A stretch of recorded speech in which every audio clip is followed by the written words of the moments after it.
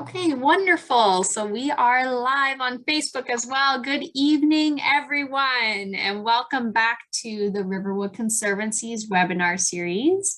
I hope everyone had a great holiday and New Year's with your families. Tonight, our presentation is Building Hope Amidst the Climate Crisis with Memona Hossain. So we're having Memona back again. Thank you so much, Memona, for joining us. As always, my name is Stephanie. I am the Community Program Coordinator at the Riverwood Conservancy. Thank you everyone who is joining us this evening. We do have a little bit of a longer introduction this evening, so please bear with me while I go through everything, as this is our first webinar back. I want to say a special thanks to Climate Impact this evening for supporting our recent climate action programming. Working with Climate Action, we have offered several climate change webinars in our recent and upcoming BioBlitzes at Riverwood, which allow us to determine the impacts of climate change and what it's doing to our local urban wildlife as well. Climate Impact's mission is to fund local climate education and action initiatives to empower citizens to create a sustainable and resilient future. So thank you, Climate Impact. I also want to mention that our January and February programs are now live on our website at the riverwoodconservancy.org/events. There you can register for in-person and virtual programs. This is our February calendar that's currently on your screen. Anything in yellow is virtual and anything in green is in person. We have a really cool week in February called Lovebirds Week, which will be preparing for the Great Backyard Bird Count. And every day there will be a $5 webinar that you can join and learn a little bit more about our birds, our local birds, and kind of a different topic with different speakers each day too. So it's really exciting. And the Riverwood Conservancy is a charity organization. We appreciate all types of support for our programs, including participation in our programs, membership, donations, and even volunteering. Thank you to all of you in 2021 for supporting our work and allowing us to maintain, protect, and learn on Riverwood's lands. We are super excited about 2022. And before we get to our presentation today, the Riverwood Conservancy would like to acknowledge that the land on which we operate is the territory of the Mississaugas of the Credit First Nation and the traditional homeland of the Anishinaabe, Wendat, and Haudenosaunee nations. This territory is covered by the Upper Canada Treaties and is within the lands protected by the Dish with One Spoon Wampum Agreement. Today, this place is still home to many First Nations, Métis, and Inuit people, and we are grateful to have the opportunity to live and work on this land. And tonight we have Memona Hossain back with us again, who is a mother, community-based collaborator, and a PhD candidate in applied ecopsychology and eco-art therapy certification. She teaches community-based ecopsychology courses through the University of Guelph Arboretum, Emmanuel College at the University of Toronto, and of course the Riverwood Conservancy.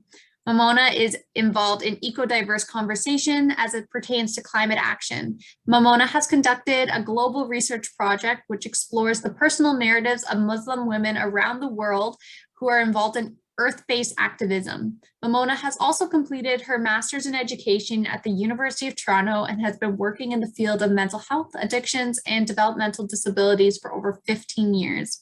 Memona has recently served on the board of directors for the Muslim Association of Canada. So Memona, I am so glad to welcome you back again for our first webinar of 2022. If you have any questions for Memona this evening, please type them in the comment or Q&A section and we will address them at the end of the presentation. I will hand it over to you. Thank you so much, Memona. Thank you. Good evening. It's so nice to be here and to be here with all of you this evening. Thank you to Riverwood for hosting me this evening. I also want to share that I am also here and acknowledge that I'm here on the territories of the Anishinaabe, Huron-Wendat, and Haudenosaunee and Ojibwe peoples, the land that is home to the Métis, Inuit, and most recently, the territory of the Mississaugas of the Credit First Nations. And for me personally, as a Muslim, it is part of my faith to serve all of humanity and creation, to stand for truth and justice. and address inequalities wherever I see it around me, with a sincere concern for people and for all of creation. And so with that, I will begin. Let me just present this in a full screen. That might be easier to see. There we go. So I thank you to Stephanie for the introduction. So I will be speaking about this topic of building hope amidst the climate change crisis that is ahead of us, or that we are in. And I want to explore this kind of from the emotional impacts that it might be having on us, and looking at how to find a way forward together.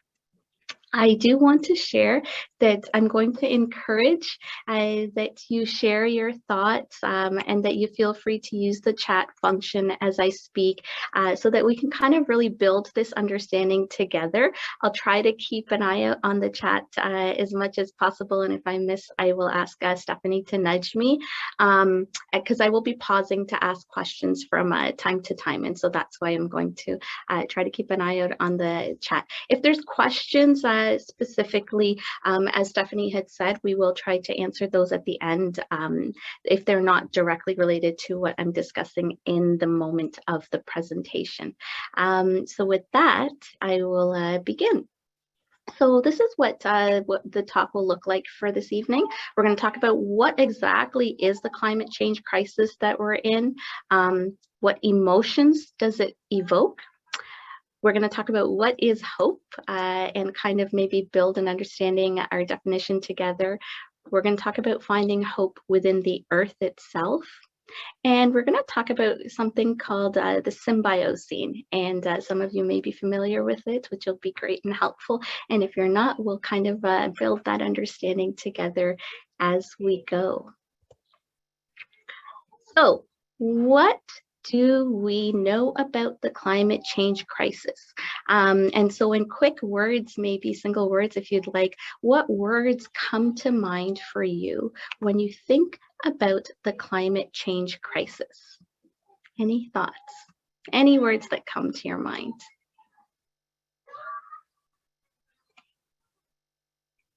Worry, yes. Weather, yes. Great. We have lots of worries about what impact it's having on us and the earth itself.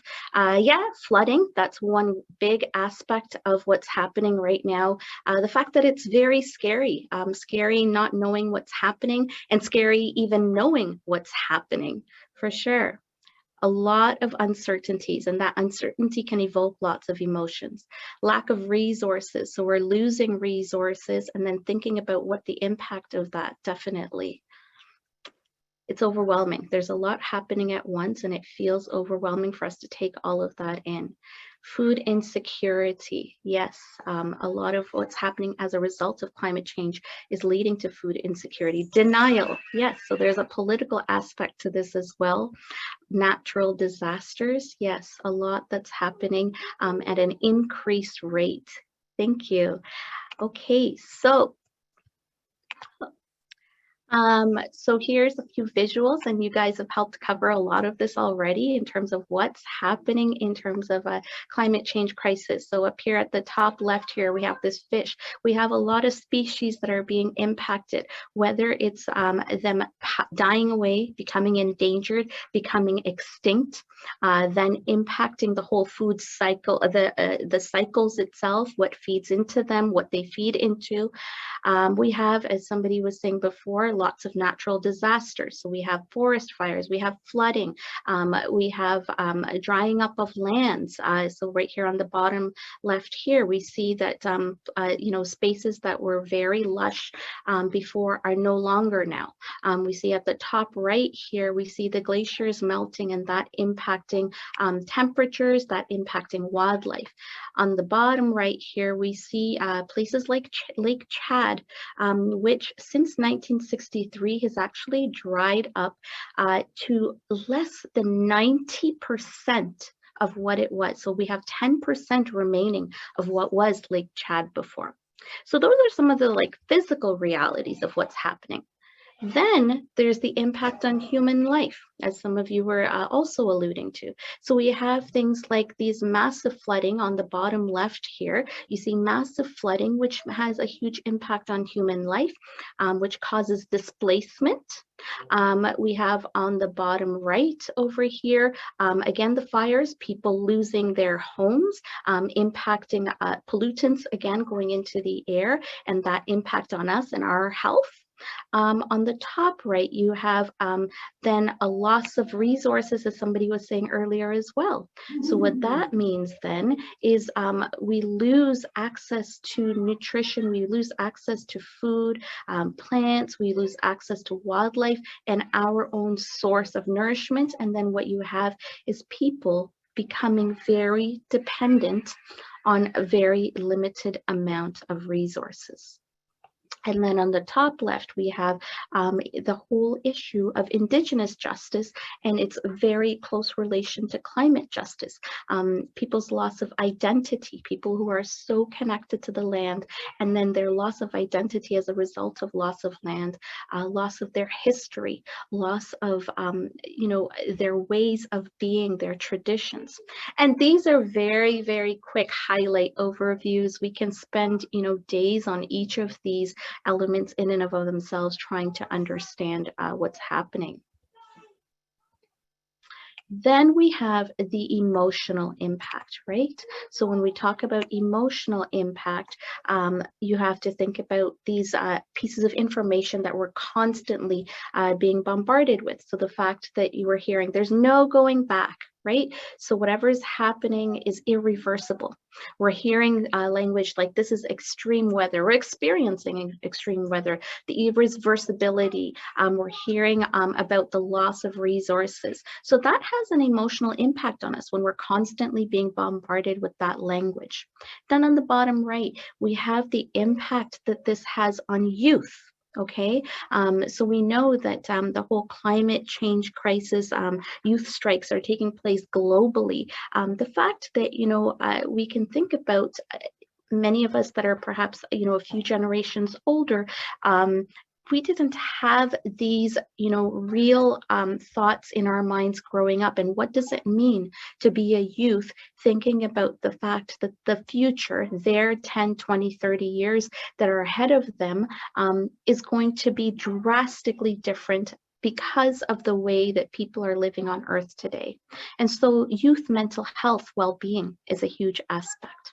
Then we have the fact that there was a report that was released earlier last year by the UN stating that we are expecting 150 to 200 million refugees as a result of climate change. So people that will be displaced due to climate change by 2050, which will by far exceed any other form of refugee or displacement, internal or external.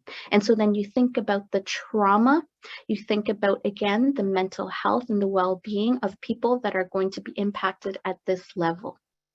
And then at the top left there, what we have is what we're all now probably experiencing, right? And that is kind of those waves of impacts that are kind of taking over one another. So we have this big fear of this recession, COVID-19, this pandemic that's been looming on us for the last couple of years.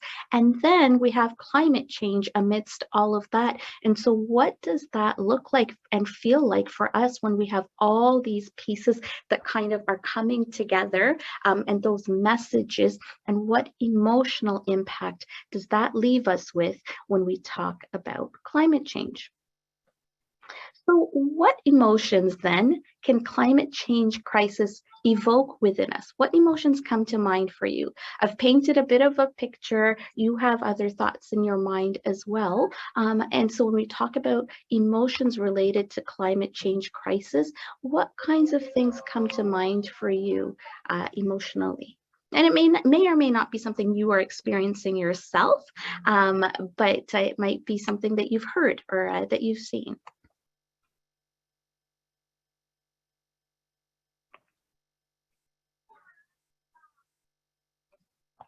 Yes, fear and anxiety, definitely. Anything else? Despair, yes, despair for humanity, despair for the earth, despair also feeling helpless in terms of not knowing what's happening. Frustration, hopeless, fatigue, discouraged. Yes, discouraged is a good one because sometimes we feel that we're at such a state that it just doesn't matter what we're going to do. And somebody else is saying hopeless. Yes, it's hard to stay hopeful amidst all of what's happening. Again, the compounded impact that I was just talking about. Confusion. Yeah, sometimes making sense of what's happening, kind of being able to decipher what's really the truth, what's really happening. And what do we do about it? Again, it's that information overload that we're often dealing with. Yes, overwhelming. It is overwhelming in so many different ways in terms of what we're seeing, what we're dealing with, what we're feeling. And then again, the compounded impact of so many things happening along with climate change. So,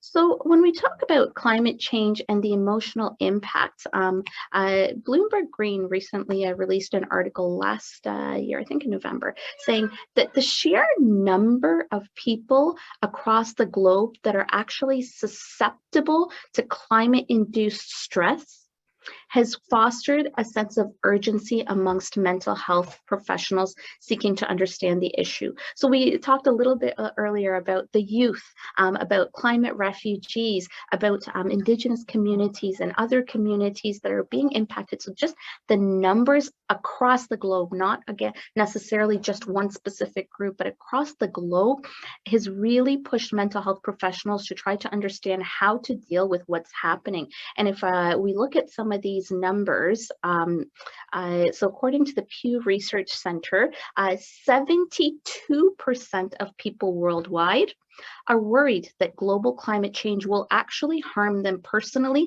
at some point within their own lifetime. And then we look at also, there was a study that was done across 10 countries, surveying 10,000 youth across those countries by academics. And what they found was 77% of the youth said that the future is actually quite frightening to them when they think about climate change. So 77 is more than 3 out of 4 people.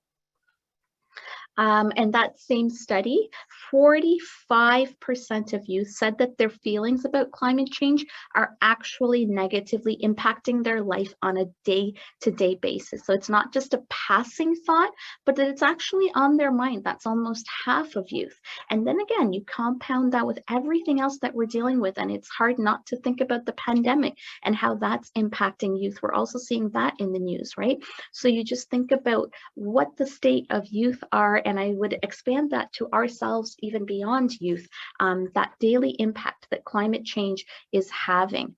And so I'm going to talk a little bit about the Anthropocene. So, sorry, I'm just having trouble seeing the top of my screen here. All right. So does anybody actually know what the Anthropocene, has anybody heard of this term, the Anthropocene?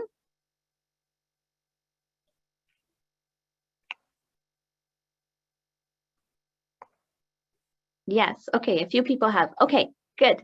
Okay, so then I will just go over a brief kind of overview of what the Anthropocene is. So the Anthropocene, basically there's eras that the Earth has been divided into, like the Jurassic period, the Paleocene, the Miocene, the Holocene, the Pleistocene, and these are specific eras over the course of the thousands and millions of years that we've, not just humans, but existence on Earth has happened. They've been broken down into various eras. And the most recent that people talk about is the Anthropocene, okay? And so we're really living at a time of extraordinary ecological loss. And not only are human actions destabilizing the conditions that sustain life, but it's also really clear that we're pushing the Earth into this new geological era that people are calling the Anthropocene. And the Anthropocene is kind of an unofficial unit of geologic time that's being described as the most recent period in Earth's history when human activity has started to have a significant impact on the planet's climate and ecosystems. Humans have had an impact as long as they've existed, but the significant level and the sheer level to which humans are impacting the earth is unseen. And so this is, as the name implies, anthro meaning man or humans, Anthropocene is the sheer impact that humans are having on the earth. And so the name is derived from the observed human influence and indeed increasing dominance of climatic change occurring on a planetary scale. And so this is what we're talking about when we talk about climate change and the Anthropocene, okay? And so this notion now, I mean, we've painted this picture and the reality is such that it is fear, but the language of fear is not what's going to help us address or stop climate change. Cheryl Heller says this, and we're going to go into this a little bit more in terms of how then do we actually build hope, because that's what we really need. And it's hard to be hopeful, as people were mentioning earlier. But I want to start talking about how do we find hope amidst all of the realities that I just shared. So the first question I have is, how do you even define hope? Off the top of your head, when we say hope, that word, and what does it mean to you? Optimism, good, okay, what else?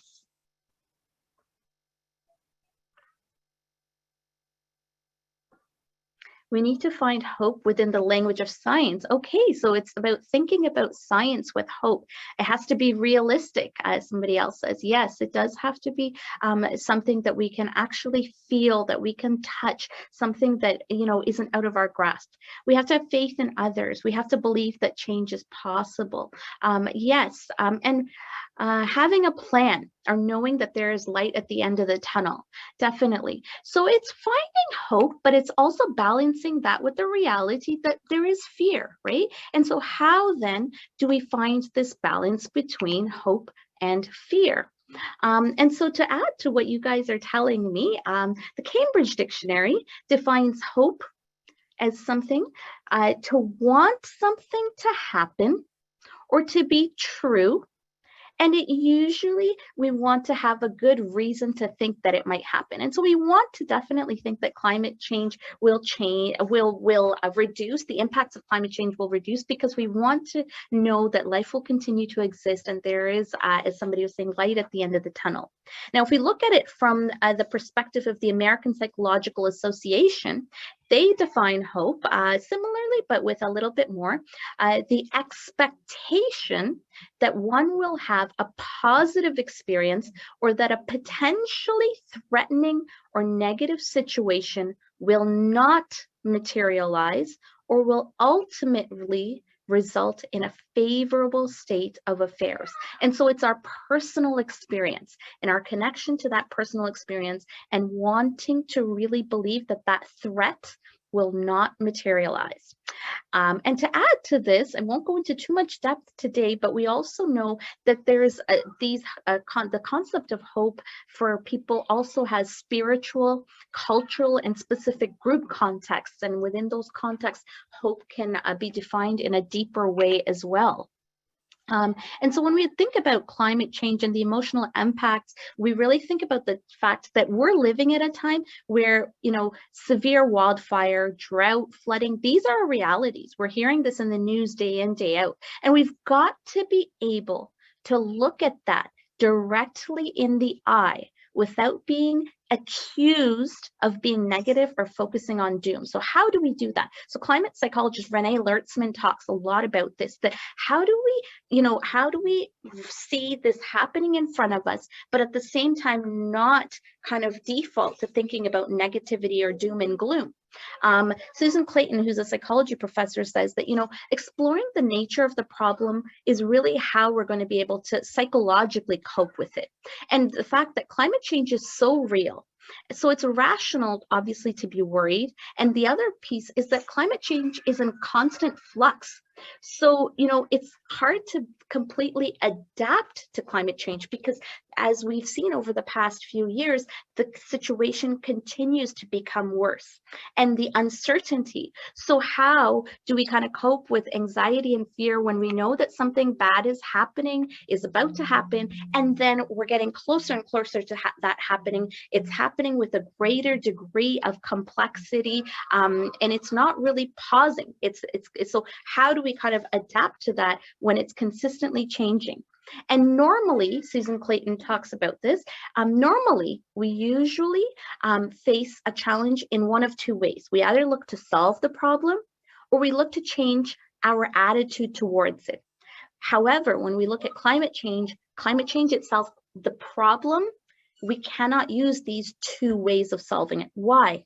Because no one of us can actually slow global warming or climate change, because it's continuing to happen and we're seeing the numbers in front of us. So we have this sense of powerlessness that might take hold of us. And so then that could, again, retreat into perhaps denial. It could retreat into a lot of the emotions that some of you shared with us. So then the question becomes, is there a third way to cope with this? We know we can't solve the problem by ourselves. We know that it's hard to change our attitude towards it right away because we're consistently seeing the situation kind of develop in front of us.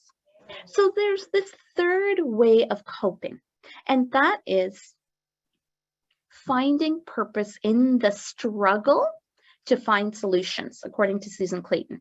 And so people really need to start to be in touch with their own agency, their own ability to act and influence change, rather than being shut down, overwhelmed, or just retreating, says psychiatrist Janet Lewis. And so there's New York Times actually had an article in the summer of this past year talking about how to calm your climate anxiety. And they talk about two things, and that is connection to nature and the earth, and to one another, and action as being the antidote to anxiety. Okay, and so those two pieces, finding purpose in the struggle, using connection and action, are possible ways to cope with climate change as we see it in front of us. And so this piece is taken from actually a documentary called The Magnitude of All Things, Grief into Climate Action. I actually strongly recommend it. And Dr. Ashley Consolo talks about this piece around finding hope within the climate crisis. And what she talks about is, these questions that we need to ask ourselves. How do we be open to pain but not crumble? So we recognize that it's painful to see what's happening. And how do we not crumble? We are being asked as humanity to somehow make peace with the grief that we're feeling, or the anger, or the anxiety, or the hopelessness, and not give up at the same time. And this is something that humanity as a whole, it's very new for humanity to have to do this. And so we really have to take and learn from the deep emotions that we're feeling. Those deep emotions, feeling, deeply impacted by what's happening, can become the spaces through which we actually create action. So when we feel deeply awed, connected to the earth, in terms of what's happening, as well as in terms of natural phenomena that happens, those emotions can actually guide us to action. And so creating hope.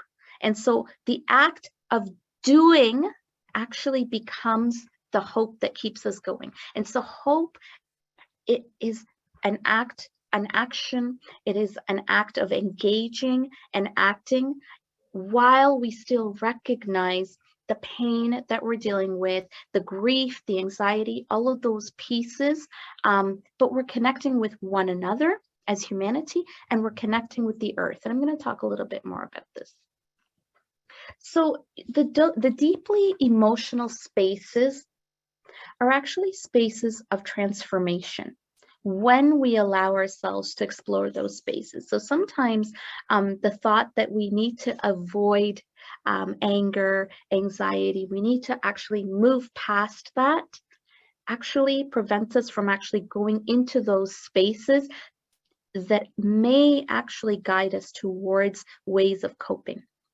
And so again, Dr. Ashley Consola says that. She says that climate change is asking us to be different, to accept the honest truth, and then use hope, which becomes a deeply present act of doing. And so hope doesn't become that piece that, you know, I hope that things change, I hope that things get better, but that I actually see myself engaging with the earth in finding hope. And hope is something that then becomes tangible to me. And we know that one thing that's very unique about the earth is that the earth, amidst everything that's happening, is still simultaneously and uniquely the source of our own well-being, right? So even though the earth is suffering and struggling, the earth is what will support our own well-being. And if we look at the CBC's Current did an interview with Dr. Melissa Lam in fall of this year, and we know that there's been a growing body of research that continues to suggest that being outdoors actually benefits mental health and boosts things like memory, improves cardiovascular health, and helps us live longer. And we know that the studies are showing that being in nature lowers our cortisol levels, reduces our body stress, which is our body stress hormone.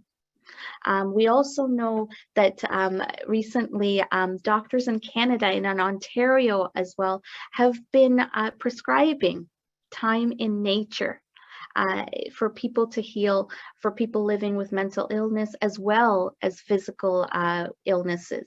And so nature's, even the sounds within nature, impact well-being, reducing stress and pain. We know that planting, horticulture therapy, helps gardeners cope with grief, depression, anxiety, all of these things. So while nature itself is the object or subject of all of the negative emotions that we might be feeling, it is simultaneously the same space, that same earth and that same nature is also the space that will support our own well-being and will be that source of hope for us amidst the climate change crisis. And that is very unique. It's not often that the very same thing that causes us stress causes our healing. And that's what is unique about the earth and nature itself. And so the question then becomes, how and where do we see examples? Perhaps you've seen this in your own life. Where do we see examples of hope and inspiration in nature? Any thoughts? Anything that you see or have experienced?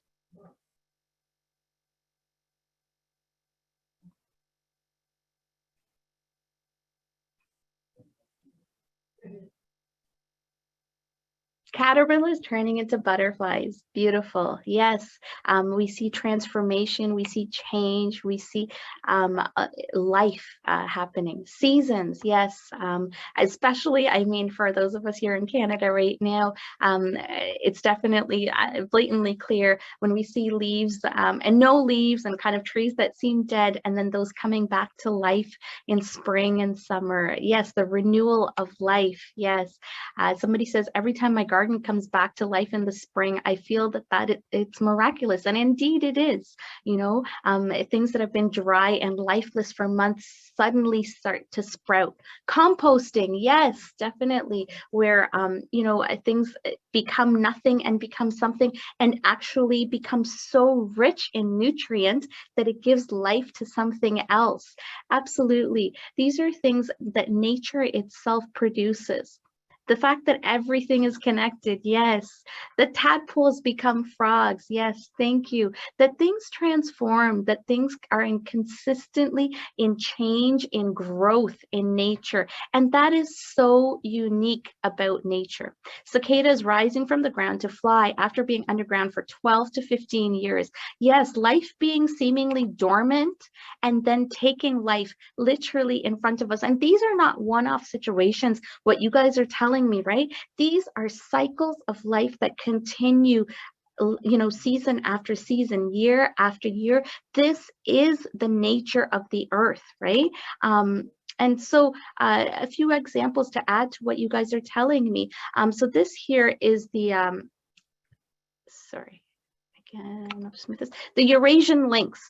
So the Eurasian lynx was endangered for many, many years. And there's been some good work done by citizens of the earth to now actually bring it off the endangered list. So the work that we do and the fact that, you know, the earth has the ability and capability to respond, and actually life wants to thrive. On the top right here, you see this picture of this ashy tree with new growth. This is, some of you, or most of you will probably remember, in Australia in December, January of 2019, 2020, the bushfires that ravaged through Australia. And then that would have been December, January, and then in March and April, new growths like this started to come. And so this is a stark kind of contrast. You see this, right? This tree that has clearly gone through a fire, from the external is dead, but from the internal you see new growth coming. And these are sources of inspiration every time we walk anywhere in nature. And you don't have to be in Australia to see this. We've seen, even, you don't even have to be very far to see the return of the return of species. We know the monarch butterflies here in Ontario and in Canada just a few years ago were depleting. And again, through the good work of citizens of the earth, we've had, those of you would have probably that have noticed over the past couple of years, there's been a surge of monarch butterfly species, monarch butterflies returning. And so the earth really ready to respond to positive action is a source of hope and inspiration for us. On the bottom left here, I have a picture of a woman who's actually growing plants in spoiled grenades. She's a woman in Palestine, and she collects spoiled grenades, used grenades, and plants trees in them, plants flowers in them. And so, you know, humanity having this ability to not just through climate change, but go through, you know, so much devastation and still find connection in the earth and nature and find hope. On the bottom right, I am sure every one of us have seen this, you know, concrete, cement, which is supposed to be such a strong element that's not supposed to break. But then again, it's the heating and cooling of the earth that causes the expansion and contraction of that concrete. And then there's a crack. And within that crack, we see life coming. And this is, again, the nature of the earth itself and everything that exists, and life constantly wanting to thrive. And that is the source of hope and inspiration that we look at to the earth itself amidst the climate change crisis, that the earth exists and life thrives no matter what. As somebody said earlier, compost, that when we see like that soil and dirt is done, it's not done. It becomes this really nutrient rich supplement for life to continue. When anything dies on the earth does not produce waste. The earth again rejuvenates and uses those nutrients, and new life comes from it. And so how do we as humans then, dealing again and coping and seeing the realities of what's happening with climate change, then connect with the earth itself to find hope and inspiration by seeing everything that's happening within the earth. Symbiocene, I'm going to end with this concept. So anybody familiar with the term symbiocene or want to take any guesses on what it means?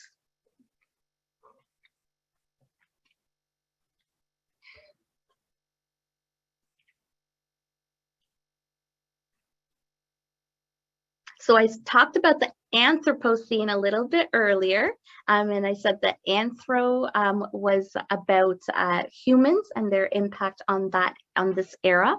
So what can symbiocene mean? Reciprocity, good guess. Sounds like symbiosis, somebody says, living with or within. Yeah, exactly. You guys are putting this together very well. So symbiosis meaning between humanity and the biosphere. Perfect. Okay, so here we go.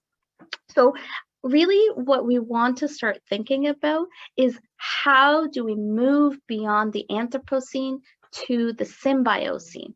And it's actually Dr. Glenn Albrecht, who's an Australian philosopher and environmental sustainability professor, who's kind of coined this term and really talks about this. And you can look this up after tonight if it's not something you're familiar with. What he says is, in his words, I argue that the next era in human history should be named the Symbiocene, from the Greek word symbiosis or companionship. The scientific meaning of the word symbiosis implies living together for mutual benefit. And I wish to use this profoundly important concept as the basis for what I hope will be the next period of Earth history. As a core aspect of ecological thinking, symbiosis affirms the interconnectedness of life and all living things. And so this really thinking about when we as humans are impacting the earth, and when we talk about climate change, we can talk about that negatively. But then when we're actually thinking about finding the solution, as I was talking about a little bit earlier, becoming a part of that solution, creating hope, we're not going to be able to do it on our own. And it's going to be connecting with the earth to create that well-being of ourselves as well as the earth. And that hope will come from the earth by connecting to the earth. And that connection, that interconnectedness and that recognition and feeling of interconnectedness of life, again, leading to deep emotions, from which meaningful actions and meaningful healings for both us and the earth would come from. And I think that's what I'm leaving you with. Yeah, that's my last slide. So that's where I want to kind of pause and maybe look at what people want to share. And I do want to thank Riverwood Conservancy and Climate Impact for hosting this evening. And of course, to all of you for listening, for sharing, and for participating with this conversation. And I'll hand it back to you, Stephanie, maybe if we want to entertain some questions. Yeah, thanks so much, Memona. That was very inspirational and powerful. And I think we can all appreciate that you really put an emphasis on hope.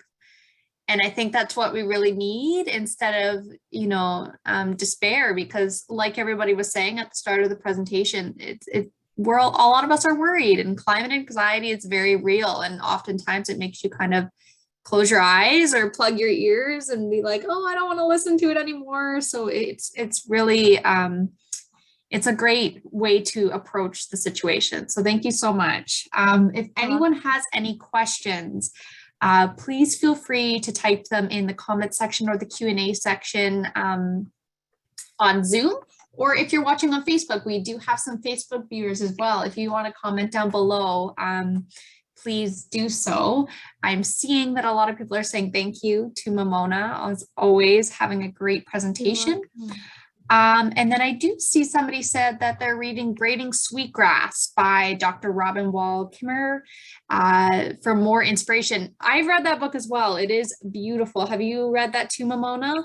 Yeah, it's sitting on my table right now, actually. Yes. And I want to add to that, actually, that it is about looking at other ways of looking at the earth. Somebody made a comment about science earlier, and I think that we really have to expand our thinking about science, and we really have to look at different worldviews, just like we have to look at the earth for understanding, inspiration, and hope. It's really sharing all of our worldviews, and if we're going to create a way forward together, it's about all of us looking together and understanding this together, and creating so that there isn't the separation of, real information and what's not real, and what's scientific, what's not scientific. I think it's really coming together. And I thought I saw somebody talking about two-eyed seeing. Yes, definitely two-eyed seeing, which is bringing the two pieces together. Our own traditional ways, perhaps, or other traditional ways, and then what's happening in the reality of what's happening, and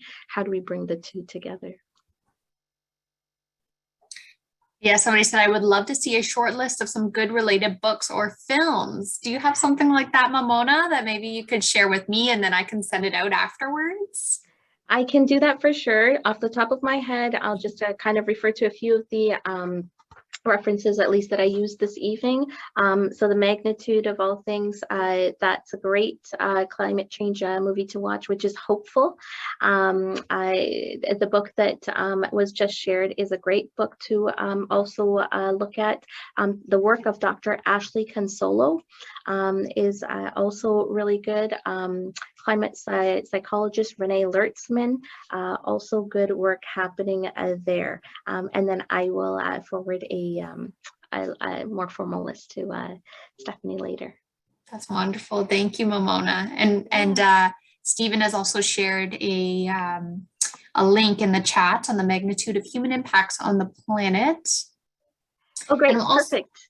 Yeah, that's wonderful. Thank you for sharing, everyone. And I'm also reading on Facebook, Memona. Heather had said, thank you. That was a great presentation. It's good to think about climate change with the lens of hope. It's such a worrying subject, and I appreciate your easy to understand explanations and how we can use positivity as a catalyst for taking action.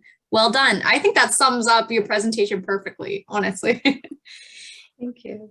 It was really wonderful to hear. I think a lot of times too, we are stuck in front of a TV screen and we're listening to the news, and the news, a lot of the times they just report on all of the bad, and that can be so overwhelming and stressful. And it's sometimes it doesn't really help anything, right? So it's great to have something like this. Yeah, I think it goes back to this concept of whatever we've been doing, however we've been thinking, however we've been trying to problem solve, hasn't gotten us very far. And so then how do we kind of reframe that? How do we look at not thinking about alternative, but other, and widening our scope of where do we look to knowledge and understanding about this? And actually, since the release of the IPCC report, the UN Intergovernmental Panel report on climate change this summer, there's been an increase in climate anxiety, right? Because that report was actually quite shocking.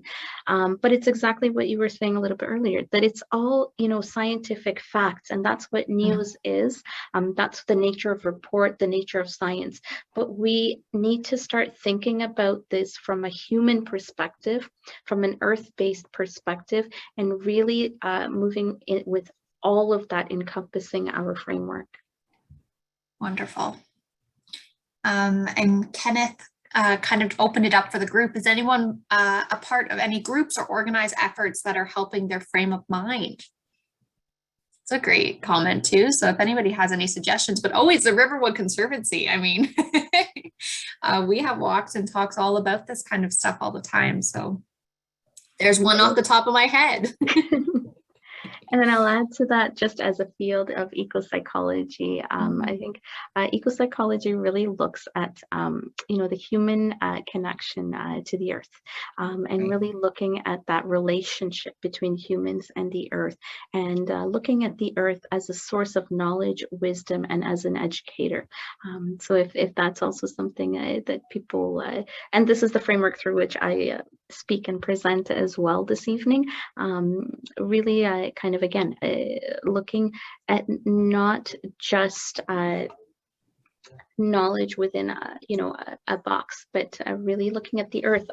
The earth, I mentioned a little bit earlier, is the only system that doesn't produce waste that we as humans do. It's this perfectly balanced system that exists. And how does it do that? The earth contains so much wisdom. And so learning from the earth, and so ecopsychology and the framework of ecopsychology really looks at that. Yeah, and I was so lucky to be a part of Memona's ecopsychology workshop that she did for us last year, which was an 8-week program.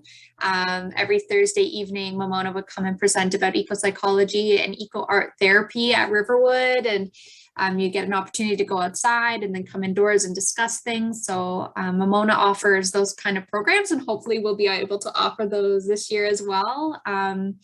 And then I'm seeing in the chat too, Donna said, try guided forest bathing, which we offer at Riverwood too. Saki Gan, she offers some forest bathing programs outdoors just for an hour to 3 hours. And yeah, there's lots of opportunities in our community.